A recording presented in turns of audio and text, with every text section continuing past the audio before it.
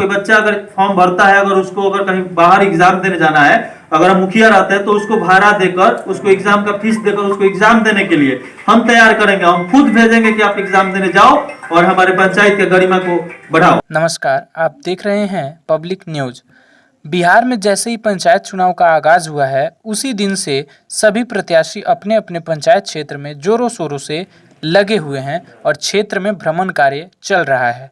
इसी को लेकर के पब्लिक न्यूज के रिपोर्टर भी हर एक पंचायत में जाकर प्रत्याशियों से और जनता से साक्षात्कार करवा रहे हैं। इस वक्त हम मौजूद हैं ईश्वापुर प्रखंड के सहवा पंचायत में और हमारे साथ में यहाँ के भावी मुखिया प्रत्याशी रोहित जी मौजूद है और इनसे खास बातचीत हम करेंगे पंचायत चुनाव को लेकर। सबसे पहले तो आपकी न्यूज़ को मैं धन्यवाद देना चाहता हूँ।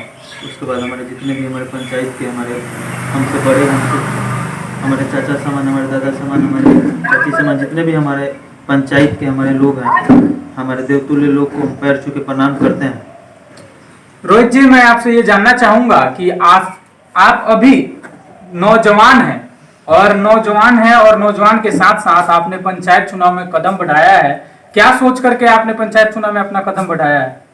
जी, सबसे पहले तो मेरा सोच ये है कि हम यहाँ से अगले 5 सालों से मैं अपने पंचायत का विकास और देख रहे हैं कि हमारे पंचायत का क्या हाल है, और इसको देखते हुए हमको बर्दाश्त नहीं हुआ। उसके बाद हम राय किए अपने पंचायत में कि हमको चुनाव लड़ना चाहिए। और हाल फिलहाल में हम 5 महीने पहले एक चुनाव लड़े हुए थे अपने पापा का नॉमिनेशन करा के पैक्स अध्यक्ष का, जिसमें हमारी देवतुल्य जनता, मेरी पूरी पंचायत की जनता मुझे बहुत अच्छा आशीर्वाद देकर, लगभग आधे वोट देकर मुझे जनता चुनने का मौका दी और हम सेवा करने की मौका दी। और हम आजकल पंचायत में घूम रहे हैं और आजकल हमें देखने में मिल रहा है कि काफी नौजवान ऐसे हमको दिखने मिल रहे हैं जो कि पंचायत चुनाव में हिस्सा ले रहे हैं, और ये हमें देख के अच्छा लगा।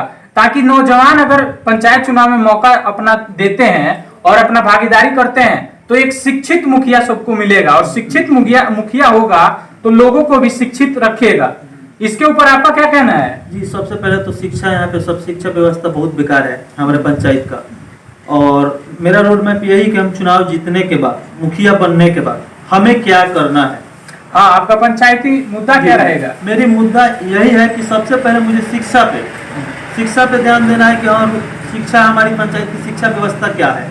सबसे पहले हम चुनाव जीतने के बाद अपने पंचायत में घूम करके और हर एक स्कूल पे महीना में एक बार हर एक स्कूल पे घूमेंगे। वहाँ पे मिड डे मील की व्यवस्था क्या है, वहाँ पे हमारी शिक्षक लोग कैसे हैं, कैसे पढ़ा रहे हैं, सबसे बड़ी समस्या किया जाएगा। शिक्षा का ही सबसे बड़ा समस्या और हम जांच करके और आप लोग के माध्यम से हम आप लोग को भी बुलाएंगे वहाँ पे, और शिक्षा हर एक स्कूल में हम जा करके और आप लोग के माध्यम से जांच किया जाएगा कि कौन टीचर क्या कर रहा है, पढ़ा रहा है, कैसे पढ़ा रहे हैं, बच्चे को कैसे देख रहे हैं, और ये सब व्यवस्था शिक्षा के लिए किया जाएगा। और मेरे सहयोग से जो भी बच्चा अगर पढ़ने में सफल है, उसको कॉपी किनने में या किताब किनने में या कोई ट्यूशन फीस देने में, कहीं एग्जाम देने जाने में अगर पैसा की कोई दिक्कत, पैसे के कारण वह अशिक्षित ना रहे, तो उस पे सबसे ज्यादा मेरा ध्यान रहेगा। अगर कोई बच्चा अगर फॉर्म भरता है, अगर उसको अगर कहीं बाहर एग्जाम देने जाना है, अगर हम मुखिया रहते हैं तो उसको भाड़ा देकर, उसको एग्जाम का फीस देकर उसको एग्जाम देने के लिए हम तैयार करेंगे। हम खुद भेजेंगे कि आप एग्जाम देने जाओ और हमारे पंचायत के गरिमा को बढ़ाओ। बहुत बढ़िया आपने सोचा है इस पंचायत के लिए शिक्षा के मामले में। और शिक्षा के साथ साथ आजकल जो देखने में आ रहा है, गरीबों का शोषण हो रहा है, तो गरीबों के लिए आपका क्या रहेगा? सबसे पहले तो हम बताना चाहेंगे कि गरीब का ही हम नेता हैं, और हम गरीब का, देखिए सबसे पहले कि नेता जो होते हैं गरीब के लिए होते हैं। अमीर के लिए तो मान के चलिए कि सब लोग हैं और अमीर के पास सब कुछ है, खाने को है, घर है, उनका बच्चा अच्छा स्कूल में पढ़ रहा है। लेकिन एक हमारे गरीब का बच्चा सरकारी स्कूल में पढ़ता है, वहाँ पे ना मिड डे मील के कोई व्यवस्था अच्छा है, ना कोई शिक्षा का व्यवस्था अच्छा है। हमारा बच्चा पढ़ता है, मैट्रिक का एग्जाम देता है, इंटर का एग्जाम देता है, लेकिन मेरा बच्चा कहीं सफल नहीं होता है। कल जाकर के मेरा बच्चा, गरीब का बच्चा बाहर में कहीं पावर प्लांट में काम करता है, कहीं किसी कंपनी में जॉब करता है। यही वजह है कि हमारे जो शिक्षा है, बिहार का शिक्षा और हमारे पंचायत में जितने भी स्कूल हैं, सरकारी स्कूल, इसमें शिक्षा अच्छा नहीं है।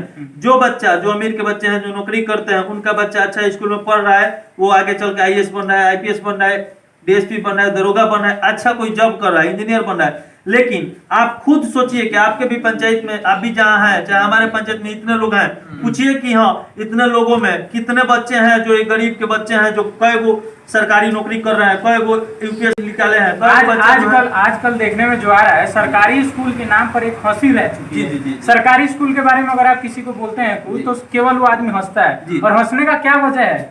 सरकारी स्कूल वजह यह है कि आज कुछ सरकारी स्कूल के टीचर लोग, आज चुनाव आया है, हम जानते हैं कि चुनावी माहौल है, टीचर लोग का भी घर इसी पंचायत में है, लेकिन अगर हम इसको देखें तो सर टीचर लोगों को राजनीति में कोई रुचि नहीं रखना चाहिए। या तो आप खुद चुनाव लड़े, या अगर चुनाव नहीं लड़ रहे हैं, आप खुद टीचर हैं, तो चुनावी माहौल में जो है खुलेआम किसी का स्कूल पे बैठ के राजनीति करने वाला काम ना करें, क्योंकि आप खुद एक टीचर हैं, सभी के बच्चे को आप शिक्षा दे रहे हैं, सभी के बच्चे को पढ़ा रहे हैं, और आप एक उस सरकारी स्कूल पर बैठ के अगर आप वहां से अगर राजनीति की बात कीजिएगा तो यहाँ पे कहीं ना कहीं गलत प्रभाव जाएगा।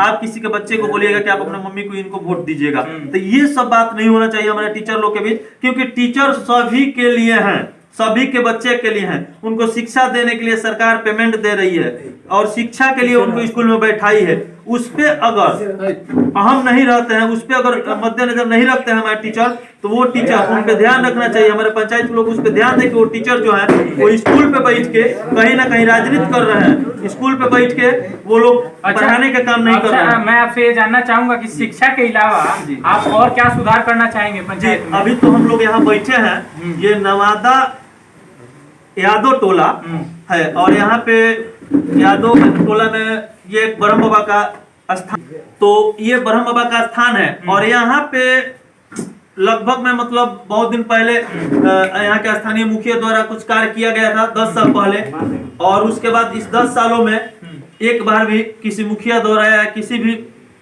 व्यक्ति द्वारा, नेता द्वारा यहाँ पे कोई हेल्प मदद नहीं किया गया। लेकिन हम यहाँ से एक बार गुजर रहे थे, तो मेरा काम है, हम चुनाव से पहले, आज तो आचार संहिता लग गया है, आज का हम बात नहीं, आज के 2 महीना पहले की बात है, तो आचार संहिता में हम कोई भी ऐसा काम नहीं कर रहे हैं जो आचार संहिता के उल्लंघन जाए या उल्लंघन हो। हम जो भी करेंगे अपने आचार संहिता के दायरे नहीं करेंगे, और आचार संहिता को मद्देनजर देखते हुए हम उसी के अंदर, उसी के दायरा में अपना काम करेंगे। तो ये जो मेरा काम है, आचार संहिता लगने से पहले काम मेरा कंप्लीट हो चुका था। तो हम यहाँ से जा रहे थे, तो हमको दिखा कि ब्रह्म बाबा का जो ये दीवार है ईंट से जुड़ा हुआ है, और वहाँ जो दिख रहा है ऊंचा, उधर जो ब्रह्म बाबा का जो मूर्ति बना है, वो जो कुछ किया गया है, वो एकदम उतना ही खाल में था, और ब्रह्म बाबा का जो स्थिति था, जर्जर स्थिति था, पानी होता था तो पानी इसमें लग जाता।